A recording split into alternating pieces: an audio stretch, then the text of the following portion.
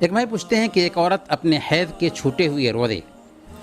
ایک زمانہ سے قضا نہیں کی تو اس کا کیا حکم ہے؟ دیکھیں، عورت اپنے مخصوص ایام کے چھوٹے ہوئے روزوں کی قضا کرنے کی پابند ہے۔ اس کے اوپر واجب ہے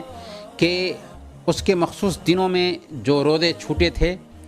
ان روزوں کی قضا کرے۔ صحیح بخاری اور مسلم کی روایت ہے، سیدہ عائشہ صدیقہ رضی اللہ تعالی عنہ بیان فرماتی ہیں کہ کنا نؤمر بقضاء الصوم ولا نؤمر بقضاء الصلاۃ،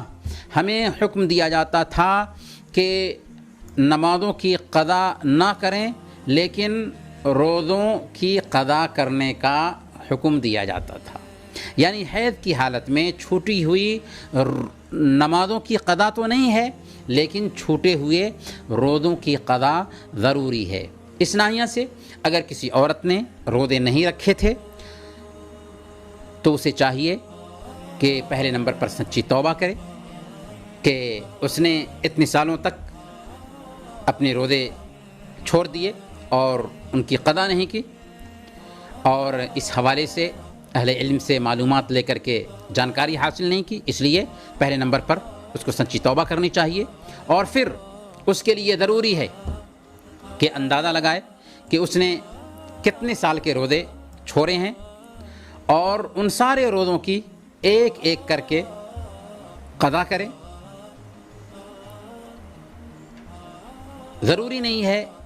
کہ مسلسل قضا کرے بلکہ ناغہ کر کے بھی قضا کر سکتی ہے، لیکن ان سارے روزوں کی قضا کرنا اس کے لیے ضروری ہے۔ البتہ شرط یہ ہے کہ وہ نماز پڑھتی رہی ہو۔ اگر نماز نہیں پڑھتی تھی تو ویسے بھی حکم ہے کہ بین الرجل و بین الکفر و شرک ترک الصلاۃ، کہ ایک آدمی اور کفر و شرک کے بیچ نماز کا ترک کر دینا یہ حد فاصل ہے، یعنی نماز کو چھوڑ دے تو ایک انسان کفر کے دائرے میں داخل ہو جاتا ہے۔ تو جب نماز نہیں پڑھتی تھی تو اس کو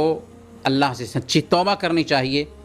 اور نمازوں کی بھی پابندی کرنی چاہیے اور آنے والے روزوں کی بھی پابندی کرنی چاہیے۔